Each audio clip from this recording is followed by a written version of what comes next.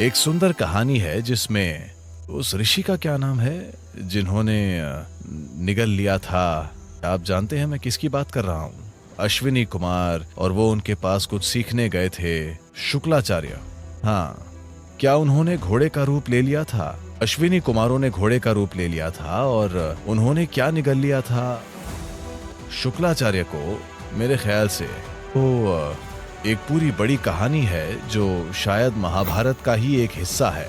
ये कृष्ण अवतार से जुड़ी कहानी ज्यादा है। इतिहास में इस तरह की कई घटनाएं मौजूद हैं और लेकिन इसे चीजें करने का निचले स्तर का तरीका माना जाता था, क्योंकि जब आप कोई और रूप ले लेते हैं तो इस शरीर को सुरक्षित रखना होता है और इसका हमेशा दुरुपयोग हो सकता है। तो ऐसी घटनाएं हुई हैं जहां किसी ने अपने शरीर को थोड़ी सुरक्षा के साथ वहां छोड़ दिया और मान लीजिए वो एक चील बन गए और कुछ समय के लिए उड़ते रहे, लेकिन जब वो चील वापस आई तो शरीर वहां नहीं था। तो अब वो चील क्या करेगी? चील आकर यहाँ बैठती है और कहती है मैं एक योगी हूँ। दयनीय स्थिति है ना? क्योंकि आप उड़ नहीं सकते इसलिए आपको लगता है कि चील होना एक बड़ी बात है। चील होना कोई बड़ी बात नहीं है। हालांकि वो ऊंची उड़ती है पर वो हर समय नीचे देखती रहती है। यहाँ बैठकर ऊपर देखना ज्यादा अच्छा है ऊपर जाकर नीचे देखने के बजाय। वाकई। तो यहाँ तंत्र वैज्ञानिकों ने दूसरी तरह के तरीके विकसित किए, यानी वो खुद कोई दूसरा रूप नहीं लेते, वो दूसरे रूप चुनते हैं और उन्हें ऐसा बना देते हैं कि वो एक खास तरह से काम करें। वो कोई जानवर चुनते हैं। आमतौर पर एक जानवर जिसका बहुत इस्तेमाल होता है वो है मुर्गी।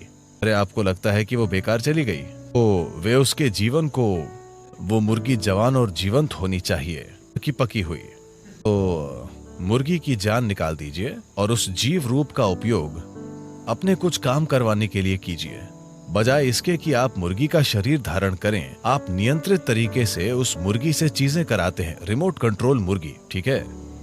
एक रिमोट कंट्रोल मुर्गी खुद आपके मुर्गी बन जाने से बेहतर है ना? क्योंकि आपके मुर्गी बनने में खतरा है। आप अपना शरीर छोड़कर गए, आप एक मुर्गी के रूप में बाहर गए और कुछ करने की कोशिश की और आप किसी की तंदूरी चिकन बन गए। तो उन्होंने उन्हीं चीजों को करने के लिए बेहतर, ज्यादा परिष्कृत तरीके विकसित किए। क्या यह संभव है? क्या हनुमान का छोटा बड़ा बनना संभव है? बिल्कुल संभव है। और आज भी ये घटना कई लोगों के द्वारा देखी जाती है, विशेष रूप से हनुमान भक्तों में। हनुमान के भक्तों के बीच रूप बदल लेना आज भी एक बहुत सामान्य बात है, क्योंकि उन्होंने ये चलन शुरू किया था। हनुमान एक सुपरमैन है। बस थोड़ी सी पूंछ और चेहरे की बनावट के अलावा बाकी पूरे सुपरमैन है। वो एक सुपरमैन है। उनकी भक्ति ही उनकी शक्ति है। उनके दिल में भक्ति इतनी मजबूत है कि उसकी वजह से वे सबसे अलग चमकते हैं अपनी सच्ची भक्ति के कारण। तो भले ही आप एक बंदर हों, अगर आप एक भक्त हैं तो आप अपने बंदरपन के परे जा सकते हैं और कुछ असाधारण बन सकते हैं। यही हनुमान की कहानी है। अगर आप एक गधे भी हों तब भी ये काम करता है। हाँ, तंत्र विज्ञान के कई पहलू हैं। वेद इसके लिए समर्पित है। अथर्ववेद पूरा इसी के बारे में है।